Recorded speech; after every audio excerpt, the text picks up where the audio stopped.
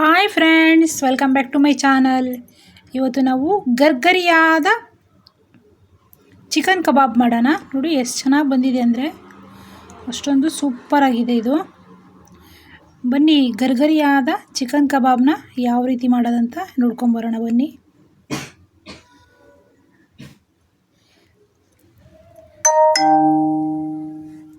ನೋಡಿ, ಗರ್ಗರಿಯಾದ ಚಿಕನ್ ಕಬಾಬ್ ಮಾಡೋದಕ್ಕೆ ಚಿಕನ್ನ ತೊಗೊಬೇಕು. ತೇಜು ಚಿಕನ್ ಮಸಾಲ ಪೌಡ್ರ್ ತೊಗೊಂಡಿದ್ದೀವಿ. ಅದಕ್ಕೆ ಸ್ವಲ್ಪ ರುಚಿಗೆ ತಕ್ಕಷ್ಟು ಉಪ್ಪು, ಬ್ಲ್ಯಾಕ್ ಸಾಲ್ಟು, ಅರಿಶಿನ ಪುಡಿ, ಒಂದು 4 ಹಸಿಮೆಣಸಿನ್ಕಾಯಿ, ಸ್ವಲ್ಪ ಮೊಸರು, ಕಾರ್ನ್ಫ್ಲವರು, ಅಚ್ಕಾರದ ಪುಡಿ, ಕೊತ್ತಂಬರಿ, ಬೆಳ್ಳುಳ್ಳಿ, ಶುಂಠಿ, ಒಂದು ಲಿಂಬೆಹಣ್ಣು. ಇವಾಗ ಕೊತ್ತಂಬರಿ, ಹಸಿಮೆಣಸಿನ್ಕಾಯಿ, ಬೆಳ್ಳುಳ್ಳಿ, ಶುಂಠಿ ಇಷ್ಟನ್ನು ಮಿಕ್ಸಿಗೆ ಹಾಕ್ಕೊಂಡು ಪೇಸ್ಟ್ ಮಾಡ್ಕೊಳ್ಳೋಣ. ಅದನ್ನು ನೋಡಿ, ಬ್ಲ್ಯಾಕ್ ಸಾಲ್ಟ್ನ ತೊಗೊಂಡಿದ್ದೀವಿ ಒಂದು ಅರ್ಧ ಸ್ಪೂನಷ್ಟು ಉಪ್ಪು ತೊಗೊಂಡಿದ್ದೀವಿ, ಸ್ವಲ್ಪ ಅರಿಶಿನ ಪುಡಿ, ಸ್ವಲ್ಪ ಖಾರದ ಪುಡಿ, ಒಂದು 4 ಹಸಿಮೆಣಸಿನ್ಕಾಯಿ. ಇವಾಗ ಮಿಕ್ಸಿಯಲ್ಲಿ ಹಾಕ್ಕೊಂಡಿದ್ದೀವಲ್ಲ ಆ ಪೇಸ್ಟ್ನ ಚಿಕನ್ ಮೇಲೆ ಈ ರೀತಿ ಸೇರಿಸ್ಕೊಳ್ಳೋಣ.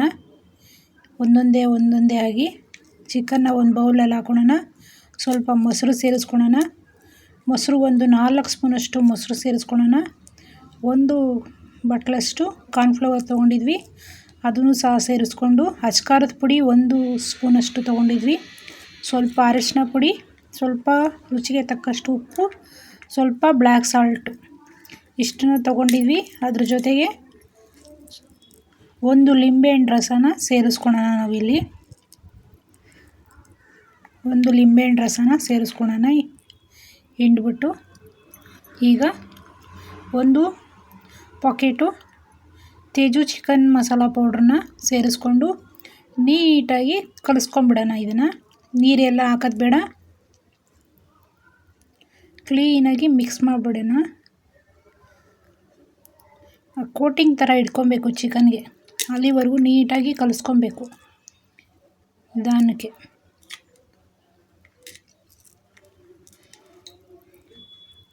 ನೋಡಿ, ಇವಾಗ ಕಲಸಿ 1 ಅವರ್ ಬಿಡಬೇಕು.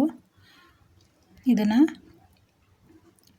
1 ಅವರ್ ಆದಮೇಲೆ ಎಣ್ಣೆಗೆ ಹಾಕಿ ಕರಿಕೊಬೇಕು. ಇದನ್ನು 1 ಅವರ್ ಇಲ್ಲ ಅರ್ಧ ಅವರ್ ಆದರೂ ಬಿಡಬೇಕು. ಫ್ರಿಜ್ಜಲ್ಲಿದ್ದರೆ ಫ್ರಿಜ್ಜಲ್ಲಿ ಇಕ್ಬಿಡಿ, ಇಲ್ಲಾಂದರೆ ಪ್ಲೇಟ್ನ ಕ್ಲೋಸ್ ಮಾಡಿಬಿಟ್ಟು ಇಕ್ಬಿಡಿ ಈ ರೀತಿ. ಈಗ ಚೆನ್ನಾಗಿ ಈ ರೀತಿ ಕಲಿಸ್ಬಿಟ್ಟು ಇಕ್ಕಿದ್ದೀವಿ. 1 ಅವರ್ ಆಗಿತ್ತು. ನೋಡಿ, ಇವಾಗ ಕಡಾಯಿ ಇಟ್ಕೊಂಡು ಸ್ವಲ್ಪ ಎಣ್ಣೆ ಸೇರಿಸ್ಕೊಂಡು ಒಂದೊಂದೇ ಚಿಕನ್ ಪೀಸ್ನ ಸೇರಿಸ್ಕೊಂಡು ಒಂದು 5 ನಿಮಿಷ ಕಾಲ ಹೈ ಫ್ಲೇಮಲ್ಲೇ ಇಟ್ಕೊಂಡು ಬೇಯಿಸ್ಕೊಳ್ಳಿ.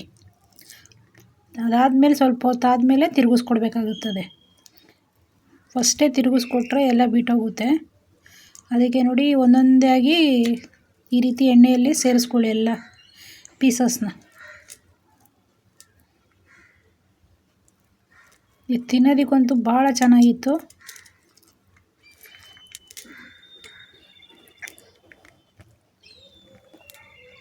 ನೋಡಿ, ಇವಾಗ ಒಂದು 5 ನಿಮಿಷ ಕಾಲ ಹೈ ಫ್ಲೇಮಲ್ಲೇ ಇಟ್ಕೊಂಡಿದ್ವಿ. ಈ ರೀತಿಯಾಗಿ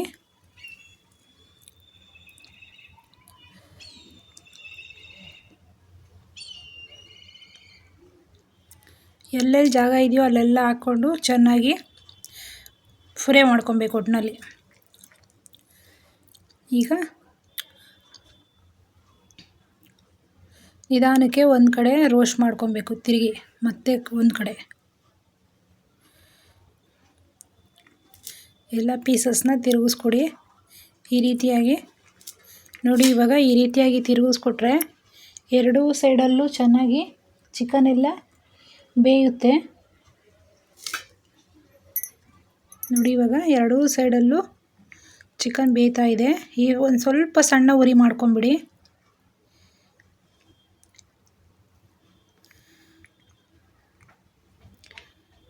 ಎರಡು ಕಡೆನೂ ಬೇಯಬೇಕಲ್ವ, ಅದಕ್ಕೆ ಸ್ವಲ್ಪ ಸಣ್ಣ ಉರಿ ಮಾಡಿದ್ರೆ ಆಗ ಎಲ್ಲ ಕಡೆ ನೀಟಾಗಿ ಒಳಗಡೆ ಎಲ್ಲ ಕ್ಲೀನಾಗಿ ಬೆಂದಿರ್ತದೆ.